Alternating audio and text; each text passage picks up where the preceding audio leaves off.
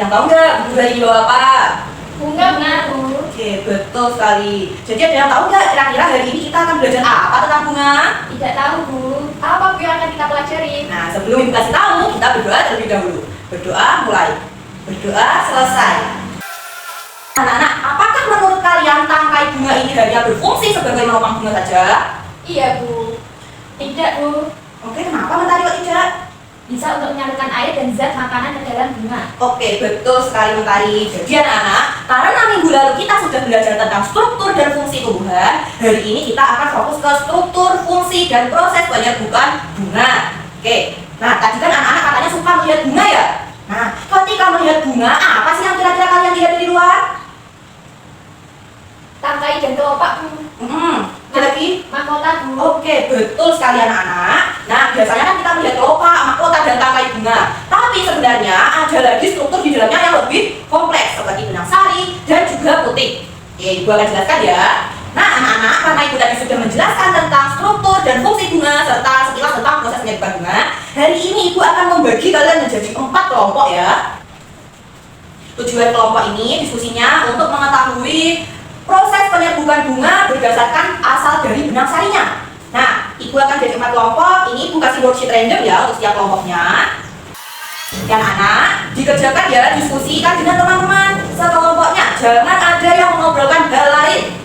Oke, Mentari, tadi Ibu dari kelompok sebelah menurut Gani itu penyerbukan yang terjadi pada 2 bunga dalam satu tanaman itu namanya penyerbukan alogami. Menurut Mentari bagaimana?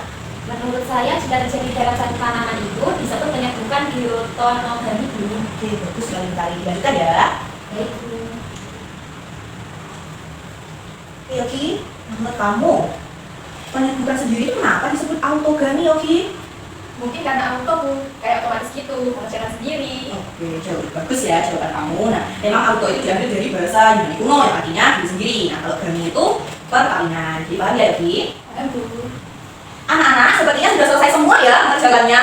Oke, kalau gitu kita lanjut ke tahap selanjutnya yaitu presentasi. Tapi presentasinya tetap di kursi masing-masing. Mulai dari kelompok 1, silakan kelompok 1. Oke, bagus sekali penjelasannya Lili. Nah, menurut kelompok 1, kenapa hibridogami itu disebut dengan penyerbukan basta ya? Karena tadi Lili sudah menjawab, sudah mempresentasikan, sekarang gantian Lilis ya yang menjawab pertanyaan dari Ibu. Oke, bagus sekali Lilis. Jadi kamu tahu ya tentang bahasa Persia. Bagus sekali jawabannya. Selanjutnya silakan kelompok 2 untuk melanjutkan presentasi dari hasil diskusi kelompoknya. Oke, bagus sekali Mentari, sudah lengkap sekali pernyataannya. Nah, tapi menurut kelompok 2, apa sih perbedaan dari deitonogami dan alogami? Oke, Mentari? Saya akan menjelaskan, Bu. Oke, terima kasih Mentari atas keaktifan kamu. Tetapi tadi kan Mentari sudah menjelaskan, sudah mempresentasikan hasil kelompoknya. Nah, sekarang gantian yang lain ya, gantian Lisa yang menjawab pertanyaan dari Ibu. Oke, bagus sekali Lisa jawabannya. Nah, menurut kelompok 3, bagaimana pendapat dari Lisa? Setuju, Bu. Pendapat Lisa tentang perbedaan keduanya sangat tepat.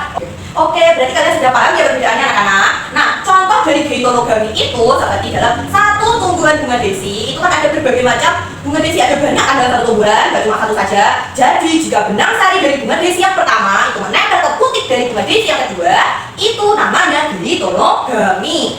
Oke, bagus sekali. Selanjutnya kelompok 3, silakan dipresentasikan. Oke, pemaparannya sangat bagus ya, Ji. Lumayan lengkap. Oke, sekarang Ibu ingin bertanya, jika terdapat bunga peoni dan dandelion yang tumbuhnya berdekatan dan benang sari dari bunga peoni itu menempel ke dandelion, apakah itu bisa disebut dengan hibridogami? Oke, karena anak-anak sepertinya bingung, Ibu akan memberi waktu 5 menit untuk menjawabnya. Oke, bagaimana? Ada kelompok yang bisa menjawab? Oke, Hani silakan, bagaimana? Oke, menurut Hani itu tadi bisa disebut dengan hibridogami ya. Kelompok lain ada yang ingin menambahkan? Saya, Bu, dari kelompok 2. Oke, bagaimana Mentari? Menurut kelompok kami, itu tidak termasuk pelajaran hibridogami karena mereka berdua merupakan dua jenis tanaman yang berbeda. Oke, Mentari, bagus sekali penjelasan kamu ya. Nah, anak-anak, yang benar itu penjelasan dari kelompok 2, dari Mentari ya. Oke, beri tepuk tangan yang keras buat Mentari dan kelompoknya. Oke, anak-anak, sekarang semua kelompok sudah mempresentasikan hasil diskusinya. Sekarang Ibu akan mengambil worksheet untuk menilainya ya. Baik anak-anak, dari 4 kelompok sudah presentasi semua. Adakah yang ingin menyimpulkan hasil dari diskusi kelompok kali ini?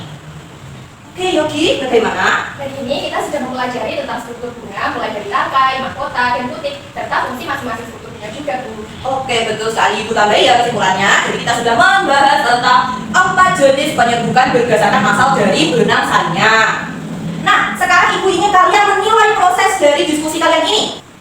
Menurut kalian, apakah proses diskusi tadi sudah berjalan dengan baik? Ataukah ada yang perlu diperbaiki? Silakan yang mau sharing pendapatnya. Oke, Hani bagaimana? Oke, terima kasih Lili sudah mau share pendapat kamu ya. Nah, anak-anak seperti kata Lili, di diskusi selanjutnya Ibu harap anak-anak bisa lebih aktif lagi ya untuk dalam diskusinya, dalam diskusi tanya jawabnya. Nah, Ibu ada satu pertanyaan lagi anak-anak. Jika dalam sebuah taman terdapat 2 jenis bunga bougainville, yang satu warna pink, yang satu warna kuning. Jika benang sari dari yang warna pink ini menempel ke putik dari yang warna kuning itu, disebut apakah proses penyembuhan itu tadi? Saya Bu. Oke, bagaimana Mentari? Itu disebut alogami Bu. Oke, bagus sekali Mentari, sangat tepat. Berarti anak-anak sudah paham ya tentang perbedaan dari proses penyembuhan itu tadi. Kalau begitu anak-anak, untuk mengakhiri pertemuan kali ini, Ibu akan membagikan worksheet lagi, tapi yang kali ini di video ya, dikerjakan di rumah. Selanjutnya, Ibu akan menutup pembelajaran hari ini. Mari kita berdoa terlebih dahulu. Berdoa mulai. Berdoa selesai.